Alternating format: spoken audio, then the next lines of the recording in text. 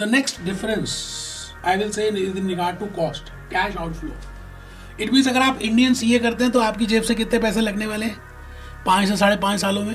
And अगर आप ACCA करते हैं as a global recognise course तो आपके जेब से कितना आउटफ्लो लगेगा. It is very simple. प्राइमा बेसिक कह सकता हूँ बीइंग एन इंडियन, बिकॉज वहाँ पर हमें एसीसीए में यू हैव टू पे इन पाउंड्स, तो वहाँ का आउटफ्लो कुछ ज़्यादा आएगा as compare to Indian CA. चलिए पहले इंडियन सीए की बात करते हैं. मैंने दोनों कोर्सेज किए तो मैं ज़्यादा अच्छा बता पाऊंगा. फैकल्टी की कॉस्ट है, आपको ट्रेनिंग कॉस्ट भी देनी पड़ेगी, बॉडी कॉस्ट भी देनी पड़ेगी. इंस्टीट्यूट ऑफ चार्टर्ड अकाउंटेंट्स की कॉस्ट कम है, बट उसके साथ ट्रेनिंग कॉस्ट जो आप पर्सनल कोचिंग लेंगे उसकी कॉस्ट ज़्यादा है. But if I see for ACCA, जैसा मैंने एक वीडियो में बताया था कि एसीसीए में लगभग 4 लाख के आसपास इंडियन रुपीस के आसपास लग जाते हैं, अज्यूमिंग कि आप एक ही बार एग्जामिनेशन फीस पे कर रहे हैं. अगर मैं इसमें डिफरेंशिएट करूँ इस 4 लाख में, तो 2 लाख की कॉस्ट बॉडी की है और 2 लाख की ट्रेनिंग कॉस्ट है. अच्छा, जो बॉडी को देंगे वो रजिस्ट्रेशन फीस है, एनुअल सब्सक्रिप्शन फीस है, एग्जामिनेशन फीस है. मैं अज्यूम कर रहा हूँ कि आप एक ही बार में पास हो रहे हैं, और 2 लाख रुपए आप हमारे जैसे इंस्टीट्यूट्स को देंगे जिसमें आपकी ट्रेनिंग कॉस्ट है.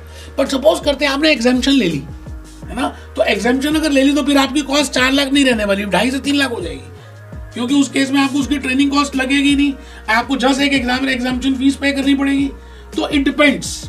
दोस्तों मैं आपको सही बता रहा हूँ, हम जनरली कई बार ऐसी बातों के पीछे अपना डिसीजन डिफर कर देते हैं कि इसमें कॉस्ट ज़्यादा है. यार रिटर्न ऑन इन्वेस्टमेंट की बात करें, रिटर्न ऑन टाइम की बात करें, तो एसीसी अगर आप करते हैं तो you will be getting a global recognition, you will be getting a recognition in different 180+ countries. You can work as a global accountant. But if I go for Indian CA also, it is also a good degree. You can work in Middle East, you can work in India, आप Dubai में कहीं भी work कर सकते हैं. अगर आप दोनों का डिफरेंस पे करें तो no doubt outflow is more in ACCA, but ROI, ROT, return on time, return on investment is huge. इसका मतलब आपका पेबैक पीरियड काफी छोटा है.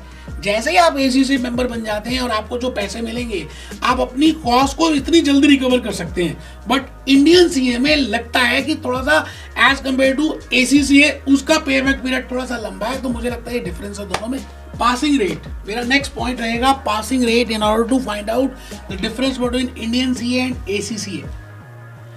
आपने सुना होगा सीए में, मैं अपनी बात बता रहा हूँ, मैं डिस्क्लेमर ले रहा हूँ दोस्तों, ये डिपेंड करता है person to person, year to year, attempt to attempt. मैं अपना एक्सपीरियंस बता रहा हूँ. जब मैं बीकॉम कर रहा था तो मैंने सुना था कि सीए बड़ा डिफिकल्ट है, इसमें इतने नंबर आते हैं, इसमें इतने बच्चे पास करते हैं, इसमें 5 साल लग जाते हैं, इसमें 20 साल लग जाएंगे, इसमें इतना टाइम लग जाएगा.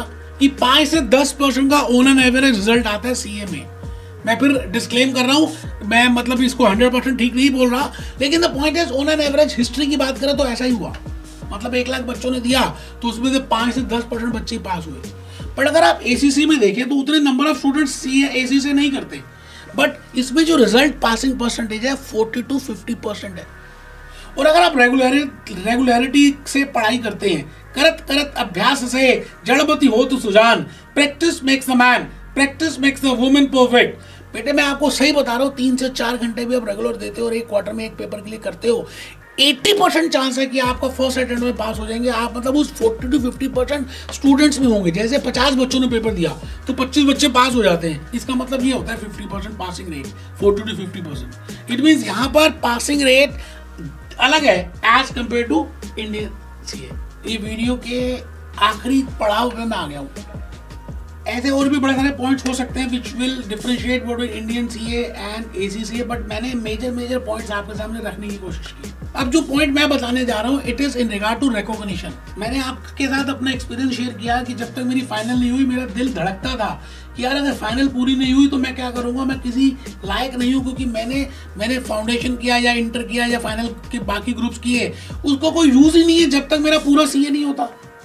इट मीन्स मैं तभी चार्टर्ड अकाउंटेंट रिकॉग्नाइज माना जाऊंगा जब मैं सारे 18 के 18 पेपर्स तीनों लेवल्स क्लियर कर लेता हूँ, बिकॉज बीच में कोई एज सच कोई डिप्लोमा नहीं मिल रहा.